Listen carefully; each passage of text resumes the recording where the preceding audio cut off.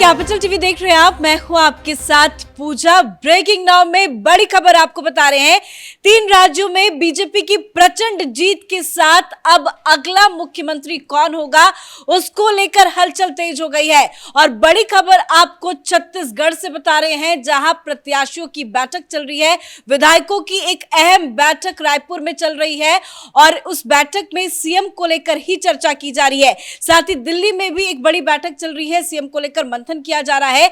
तो छत्तीसगढ़ का अगला मुख्यमंत्री कौन होगा बताएंगे आपको। इस बड़ी खबर पे मेरे साथ न्यूज रूम से जुड़े हुए हैं कैपिटल टीवी के executive editor Rajiv sir, Raipur में अहम बैठक हो रही है, दिल्ली में भी मंथन चल रहा है। छत्तीसगढ़ का अगला मुख्यमंत्री कौन होगा, क्या कुछ खबरें सामने आ रही है? देखिए, जो खबरें सामने आ रही है, मीडिया में जो चलाए जा रहे हैं, वो जो संभावित लोग हैं उसकी लिस्ट लंबी बता दी गई है।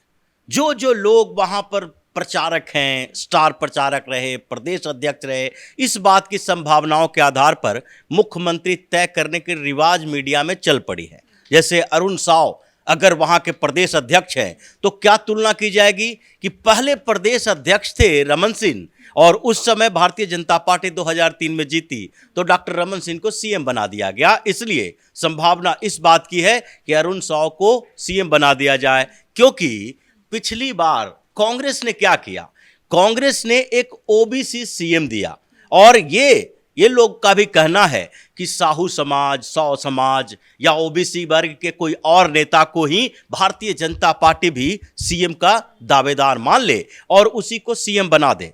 लेकिन भारतीय जनता पार्टी के शीर्ष नेतृत्व के सोचने का तरीका कांग्रेस वाला नहीं है।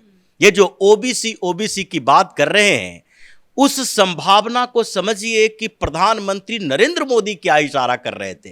कल जब जीत के बाद प्रधानमंत्री नरेंद्र मोदी ने बात शुरू की तो उसमें सबसे महत्वपूर्ण बात उन्होंने जो उठाई वो है मातृशक्ति वंदना अधिनियम, कि पूरे देश में महिलाओं के लिए हम लोगों ने जो किया उसके बदले महिलाओं ने हमें दिया है।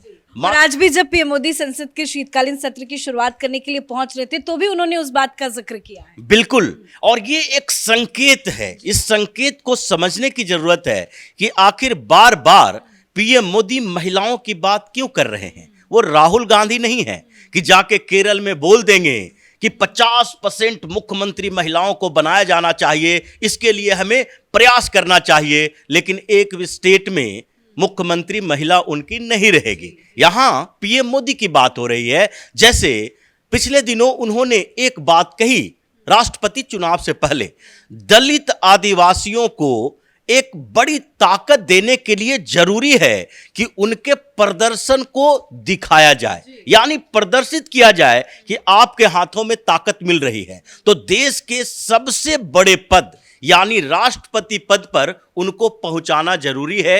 एक दलित को राष्ट्रपति पद पर मिलना चाहिए, एक आदिवासी को राष्ट्रपति बनाया जाना चाहिए। फिर क्या हुआ, कई नाम चर्चा में थे भारतीय जनता पार्टी के। कुछ बुजुर्ग नामों की चर्चा हुई जिन्हें संरक्षक मंडल में भेज दिया गया था। मुरली मनोहर जोशी जैसे नेता थे, आडवाणी जी की भी चर्चा हुई, लेकिन फाइनल कौन हुई?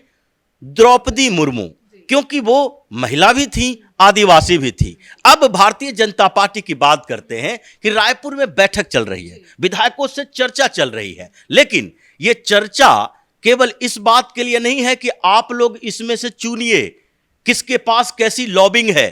बृजमोहन अग्रवाल कितने लोगों को अपने साथ रखे हुए हैं, या फिर विजय बघेल कितने लोगों को अपने साथ रखे हुए हैं, या अरुण साव जो प्रदेश अध्यक्ष हैं कितने लोगों को अपने साथ रखे हुए हैं। ये कांग्रेस की परंपरा है कि अगर राजस्थान में पिछली बार चुनाव जीती कांग्रेस तो उसके बाद ये कंपटीशन होना शुरू हो गया कि किसके पक्ष में कितने विधायक जो हैं वो जिसे उन्होंने टिकट दिलवाने में भूमिका निभाई है, और इसी में पायलट गहलोत दोनों लड़ने लगे। फिर विधायकों की हेड काउंटिंग हुई और फिर टाल दिया गया कि अब केंद्रीय नेतृत्व तय करेंगे। यहां केंद्रीय नेतृत्व तय करने से पहले विधायकों की मीटिंग में कुछ सवाल भेजते हैं। ये सवाल है, चर्चा इस पर होनी चाहिए, इस पर नहीं कि कौन बनेगा। पहले इस पर चर्चा करो कि भारतीय जनता पार्टी के लिए क्या जरूरी है। अभी पूरे देश में अगर 2024 में चुनाव होगा लोकसभा का, तो उसके लिए सिर्फ छत्तीसगढ़ की बात नहीं है कि छत्तीसगढ़ में अगर हम सीएम चुन रहे हैं तो सिर्फ छत्तीसगढ़ की लोकसभा सीटों में उनका प्रभाव होगा। आपको यह देखना होगा कि हम एक प्रदेश का मुख्यमंत्री तय कर रहे हैं तो पहले वर्ग के अधिकार की बात करो, फिर छत्तीसगढ़ के अंदर किसका प्रभाव होगा यह बात करो, फिर राष्ट्रीय स्तर पर उसका क्या प्रभाव हो सकता है यह बात करो, संगठन में हम उसका इस्तेमाल कैसे कर सकते हैं, और जो प्रचारकों की लिस्ट जारी करेंगे 2024 के लिए उसमें हम कैसे इस्तेमाल कर सकते हैं। आपने अब तक जिस तरह से पूरा सिनेरियो समझाया, चाहे वो राष्ट्रपति द्रौपदी मुर्मू की बात हो या छत्तीसगढ़ का जो अहम मुद्दा हो या महिलाओं का ही जिक्र क्यों ना हो, तो क्या माना जाए पीएम मोदी कुछ बड़ा सरप्राइज छत्तीसगढ़ से देख सकते हैं? क्या किसी महिला को छत्तीसगढ़ का मुख्यमंत्री बनाया जा सकता है? बिल्कुल ये सरप्राइज लग रहा है। जो संकेत मिल रहे हैं उससे तो यही लग रहा है कि ये जो मीडिया में नाम चल रहा है कि बृजमोहन अग्रवाल समुदाय से हैं, साहू समाज से हैं, जिसके बारे में पीएम मोदी ने पिछले दिनों कहा था साहू समाज वही है जो गुजरात में मोदी होते हैं। तो क्या प्रधानमंत्री नरेंद्र मोदी अपनी जाति को, लोगों को हर जगह से उठा के बड़े पद पर दे रहे हैं? ये गलत धारणाएं क्रिएट की जाती है कि वहां पर लॉबिंग चल रहा है। ये लॉबिंग नहीं चलती भारतीय जनता पार्टी में। भारतीय जनता पार्टी में चर्चा होती है और ये संभावना है कि महिला भी हो और आदिवासी समाज से हो। अभी पूरे हिंदुस्तान में अगर देखा जाए तो महिला और आदिवासी की चर्चा करें तो आदिवासी मुख्यमंत्री तो कुछ हैं, जैसे झारखंड आदिवासी बहुल क्षेत्र है और हेमंत सोरेन वहां पर सीएम हैं। वो पारिवारिक परंपरा से आते हैं, शिबू सोरेन के बेटे हैं। झारखंड के आंदोलन में, यानी कि झारखंड राज्य बनाने में उनकी बड़ी भूमिका थी। भारतीय जनता पार्टी भी वहां पर आदिवासी सीएम दिया है क्योंकि पूरी तरीके से आदिवासी बहुल क्षेत्र है। वहां पर ज्यादातर, रघुवर दास को छोड़ दें तो ज्यादातर सीएम आदिवासी ही होते हैं। लेकिन जिन राज्यों की चर्चा की जाती है, यानी छत्तीसगढ़ हो या फिर मध्य प्रदेश हो या उड़ीसा हो, इन जगहों पर आदिवासी हैं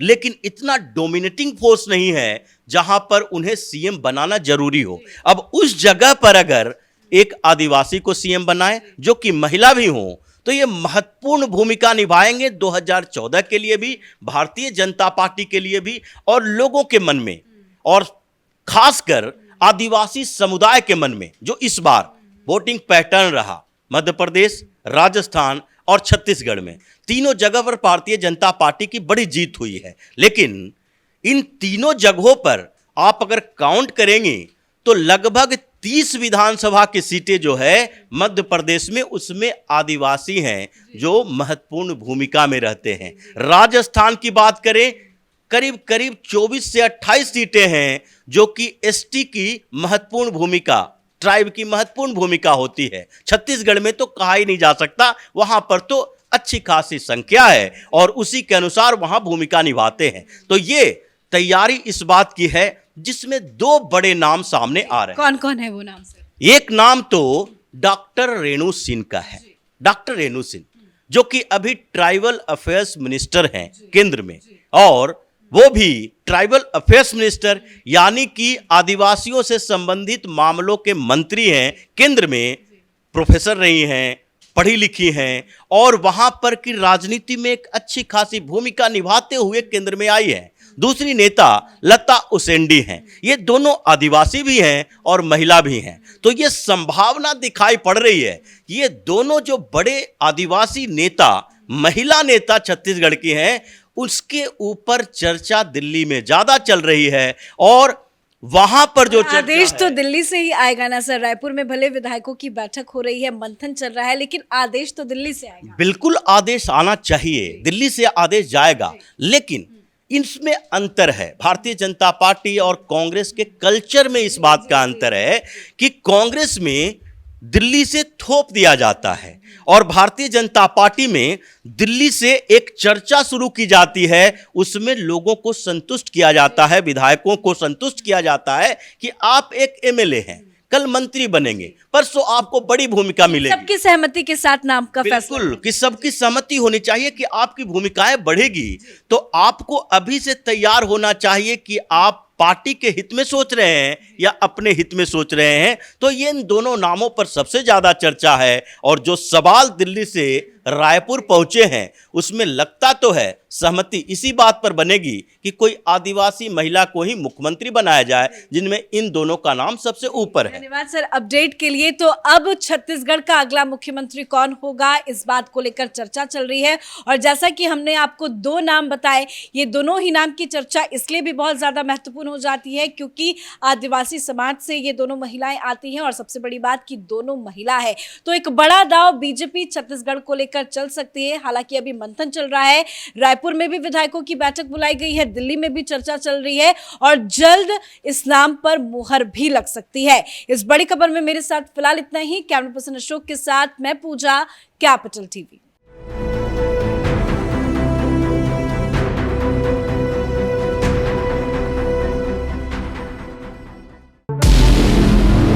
हमारे व्रत, हमारी परीक्षा, लक्ष्य तक पहुंचने की हमारी संयमित प्रतीक्षा। हमारे छठ से और हमारे हठ से पूरी दुनिया वाकिफ है। हमें विकल्प पर नहीं, अपने दृढ़ संकल्प पर अटूट विश्वास है। क्योंकि हार हम मानेंगे नहीं और विपरीत परिस्थितियों पर प्रहार हम छोड़ेंगे नहीं जब तक हमारी जीत सुनिश्चित नहीं हो जाती, क्योंकि हम बिहार से हैं।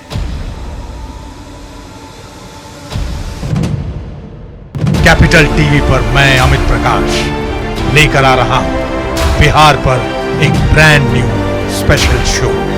हम बिहार से हैं।